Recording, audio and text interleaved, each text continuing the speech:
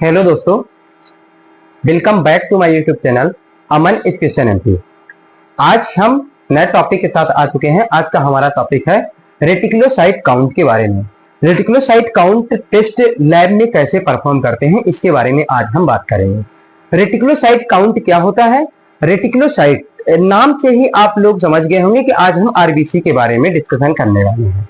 RBC यानी red blood cell. RBC जो होती है, रेटिकुलोसाइट जो होता है वो इमेच्योर आरबीसी होती है। जो रेटिकुलोसाइट होता है ये इमेच्योर आरबीसी होता है। कहां बनता है? बोन मैरो में। हमारी हड्डियों के बीच में जो बोन मैरो होता है वहां पर बनता है।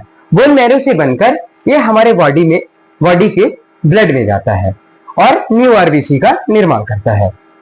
जो रेटिकुलोसाइट काउंट की जो नॉर्मल रेंज होती है वो 0.5 से 2.5% में होती है। न्यू बॉर्न में 2% से 6% तक होती है। जैसे कि जो बच्चा जन्म लेने के कुछ दिन बाद 2% से 6% तक होती है। और इसका एबनॉर्मल वैल्यू जो होता है वो 25,000 से 75,000 सेल माइक्रोलीटर होता है। यह जो होता है बोन मैरो में बनता है। रेटिकुलोसाइट आरबीसी बोन मैरो में बनती है, जिसे हम रेटिकुलोसाइट के नाम से जानते हैं। बोन मैरो में रेटिकुलोसाइट का बढ़ जाना यानी कि आरबीसी का बढ़ जाना या फिर आरबीसी का कम हो जाना, इस लक्षण को देखने के लिए हम रेटिकुलोसाइट काउंट टेस्ट करते हैं। रेटिकुलोसाइट काउंट टेस्ट करने के लिए हमारे पास रेटिकुलोसाइट काउंटिंग फ्लूइड होता है। इसको हम एक ट्यूब में निकाल लेते हैं। ये है हमारा रेटिकुलोसाइट काउंटिंग फ्लूइड। एक ट्यूब में नॉर्मली 2 ड्रॉप निकाल के रख लेते हैं। इस ट्यूब में हम इसलिए निकाल के रखे हैं क्योंकि हमें 100 माइक्रोलीटर की ही जरूरत है, ज्यादा की आवश्यकता नहीं है। तो हम एक अदर ट्यूब में इसमें से हम 100 माइक्रोलीटर, ये 100 माइक्रोलीटर में सेट है, 100 माइक्रोलीटर रेटिकुलोसाइट काउंटिंग फ्लूइड को एक ट्यूब में रख लेते हैं।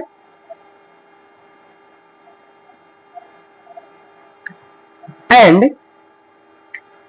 जो हमारा सैंपल है,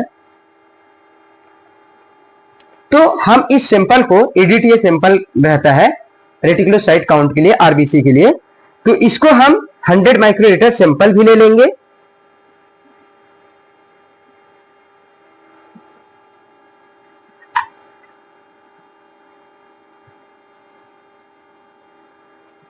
ये हमने 100 माइक्रोलीटर सैंपल ले लिया।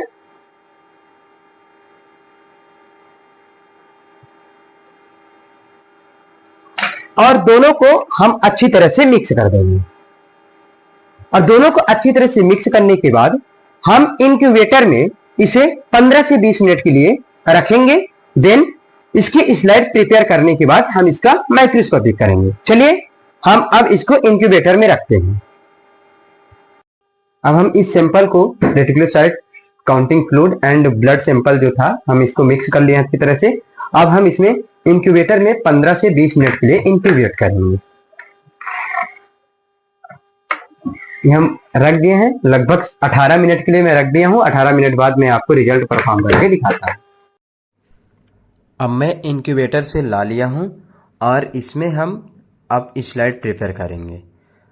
तो हम पिपेट के माध्यम से 1 ड्रॉप दोनों स्लाइड में रख लेंगे। ये 1 ड्रॉप और उसमें मैं पहले से 1 ड्रॉप रख लिया था।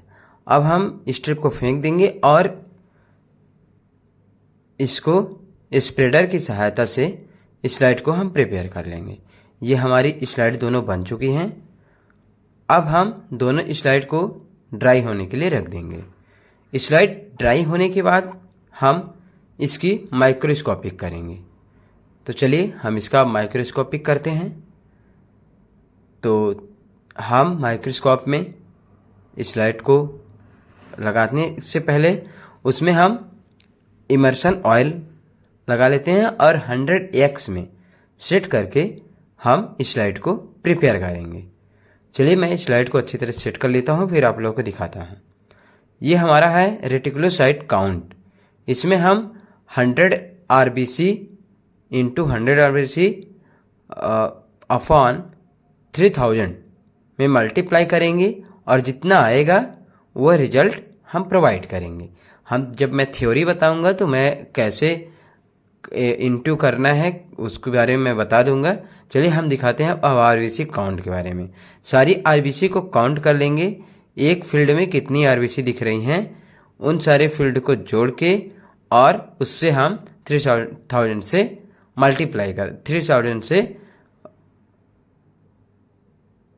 कर देंगे और उसमें हम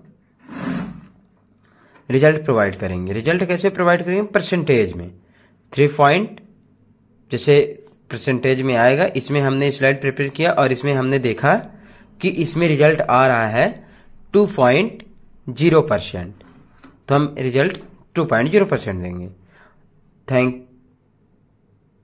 thank you for watching my video. जो हमारे चैनल पर हैं, नए हैं तो चैनल सब्सक्राइब करें, वीडियो कमेंट करें। धन्यवाद।